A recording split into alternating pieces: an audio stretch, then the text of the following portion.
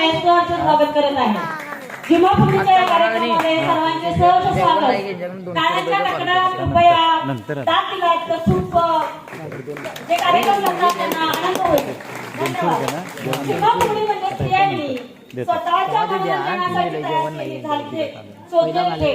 जसा शेतीचा शोध स्त्रियांनी लावला तसाच हा खेळ देखील त्यांनी स्वयंपाकघरातील वस्तू वापरून आपल्या मनोरंजनासाठी सुरू केलेला आहे.